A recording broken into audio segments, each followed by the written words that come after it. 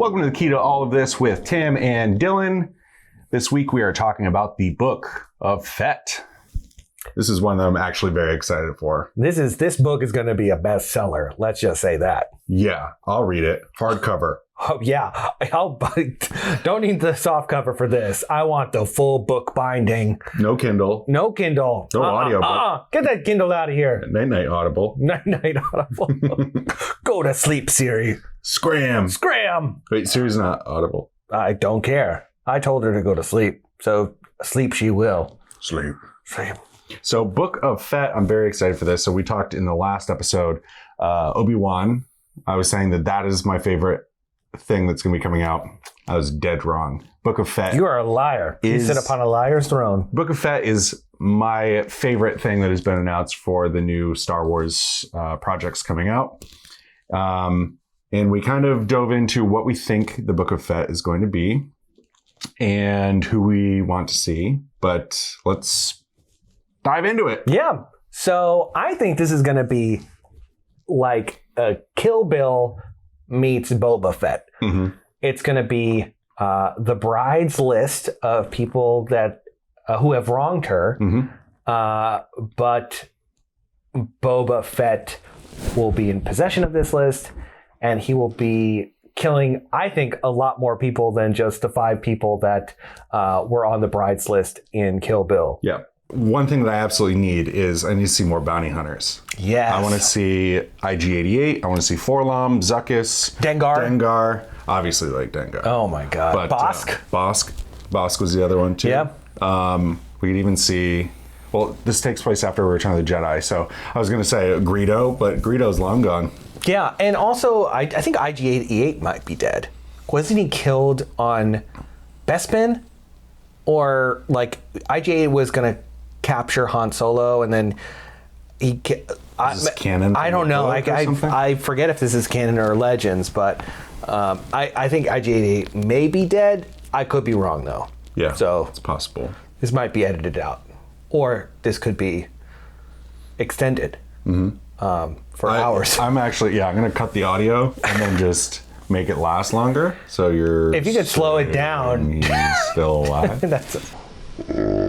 I think IG may be dead. But yeah, I think we're going to get those two things. I think we're going to get a kill list, and I think we're going to get a lot of other bounty hunters. Also, we're going to find out how he got out of the Sarlacc pit.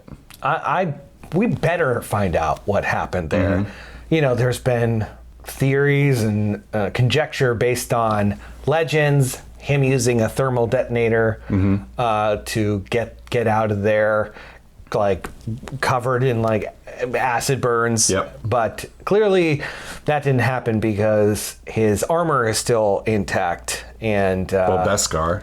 I guess it's Beskar, but I remember them saying that like Beskar would be melted by the Sarlacc, but I don't know. I mean, I'm not a metallurgist in Beskar, but you're allergic?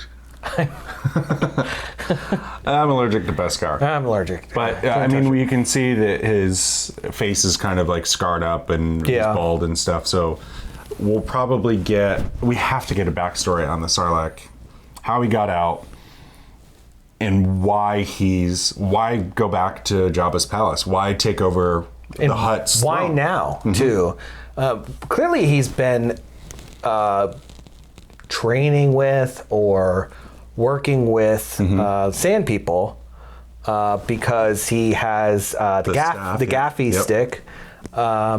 So I think he's become more of a nomad. So yeah, it really begs the question, like, why now? I mean, now that he's with Fennec Shand, maybe that's the opportune time to, take over the throne of Jabba the Hutt. Yeah. I mean, maybe he's building a new guild of bounty hunters. Yeah. So, I mean, we talked about this in Obi-Wan of, collecting all the Jedi and it's good and evil, but maybe this is like he's trying to find the best of the best. And I expect we'll see Carl Weathers and a lot of the Mandalorian characters in this show. Different from the bounty hunter route, we could see Fett lead a type of Crimson Tide-like organization, and rebuild his profits and become this kind of gang leader. Yeah. You know, we could see him as the Tony Soprano of the galaxy, which would be great. Yeah, I would like to see Gabagool, Star Wars Gabagool. Yeah, I definitely want to see lots of scenes with him eating underneath his Mandalorian armor. Also, I want to know, why did he kill Bib Fortuna? Yeah. Because there's like clearly some story there where Bib Fortuna was like, whoa, Boba Fett, what's up? Oh, you're alive! Welcome back! And then he just instantly kills him. Because also, is this Boba Fett's first time back? Because he might not know about any of the skiff explosion, Jabba's sail barge explosion. He might think Jabba's still alive. Well, obviously he doesn't, because he showed up at Jabba's palace. But like, we might get some kind of backstory on all of that too. Is like, why was Bib Fortuna in the throne? Why was he alone? How did he gain so much weight in 5 years? I mean, he looks horrible. He looks like me after this pandemic is over. Even with all tendril the tails coming out of my head. Yeah.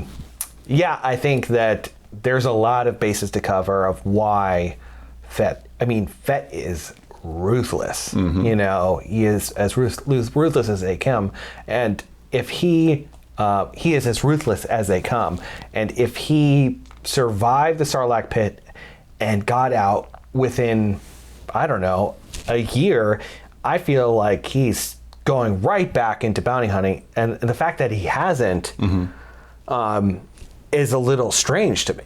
Like, what has he been doing? Yeah, like, so we're supposed to believe that it's been 5 years since Return of the Jedi. Did Fett just get out? How is he just getting to his armor? Yeah. Like, how recently has he gotten out? And how did he find his armor? I mean, these aren't stories that we're probably going to get, but those are all like interesting things of like, how long's he been in the Slammer? Yeah.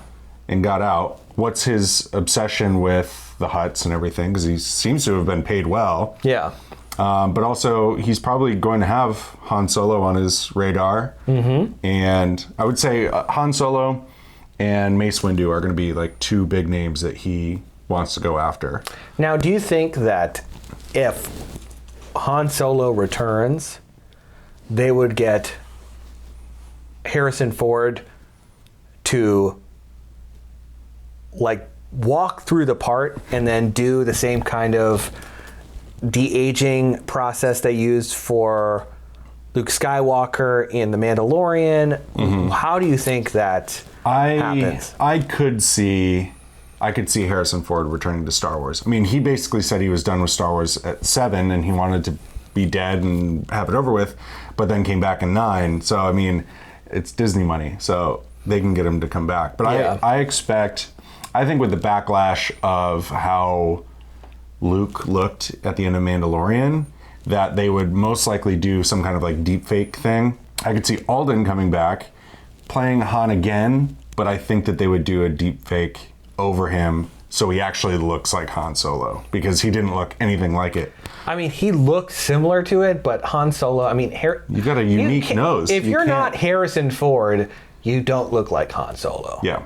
Like that's just the way things are. And you can't have a little button nose when Harrison Ford is known for his like large crooked nose. My schnoz. That's how I think he addresses his nose. Kanata? Schnoz Kanata. Schnoz Kanata's castle. Takodana. Takotana. Get off my Takodana. Get off my ship. Chewie. It's true. All of it. All of it. He's like dribbling. So I could expect maybe even the Millennium Falcon. I think we could see that. Maybe Fett starts chasing him and he gets, maybe that's how he loses the Millennium Falcon, Could be, yeah. Because by episode 7, he doesn't have it. I would love to see Boba Fett steal the Millennium Falcon. Yeah. One of my favorite parts about TV series that have come out from the Star Wars universe is that clones are heavily featured. And I think by having Fennec Shand in the Bad Batch, that kind of opens the door for potential clones being used in the new series. I want to see clones alive, decades,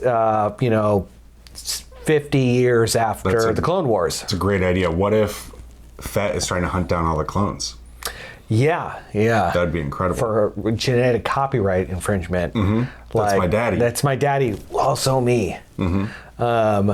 I think that it could go either two ways. Like he could be like maybe the Bad Batch joins Fett and Fennec Shand. Mm-hmm. And well, also Bad Batch is taking place before episode 4. Yeah. So that's like a 20-year gap between Bad Batch and Boba Fett. All those characters would be. So who knows if they survive? Exactly. Yeah. We know Rex has survived, and a few of his fellow clones, but not too many others that we know of. Yeah. I'd love to get some answers as to where the clones went. And we will with Bad Batch for sure. Yeah. And also, so everyone knows, we clearly recorded this well before Bad Batch came out, even though we're releasing the first episode on May 4th. We don't know what happens in the Bad Batch, but by this time that you're watching it, you will know. So we apologize. And just turn your TV off now. Please throw your laptop away from you right now. Up. Just throw it up, set it free, and then whisper, "You're free, girl. Go on, get." Scramsies. Graham. Scramsies. I love you. Never come back. Never come back. I love you. So yeah, that's what I'm expecting from Book of Fett. And that's the one I'm most excited for, because I expected The Mandalorian to really be like a bounty hunter show rather than a babysitting show. Mm-hmm. And so I think Book of Fett is going to be what everyone expected Mandalorian to be before Grogu became the cult phenomenon that he became. Yep, I think we're going to see a lot more of the logistics that kind of made the first season exciting. Of bounty hunting and that whole world outside of the Mandalorians. I feel like the Mandalorians are bounty hunters, but they're also like religious bounty hunters. So they have their own code. I would love to see the kind of lawless quality of the guild, the John Wick version of the Star Wars universe, where like there's codes, but it's brutal and it's ruthless. Yeah, for sure. I'm all about that. Yeah. Well, thanks for watching. Feel free to comment below on what you think will happen in the Book of Fett, whether you think we've kind of got it right or strayed from the course a little bit. And tune in next week when we'll be discussing Sebulba. Thanks. You want to say your line? May the Force be with you. May the Force be with you. And also with you.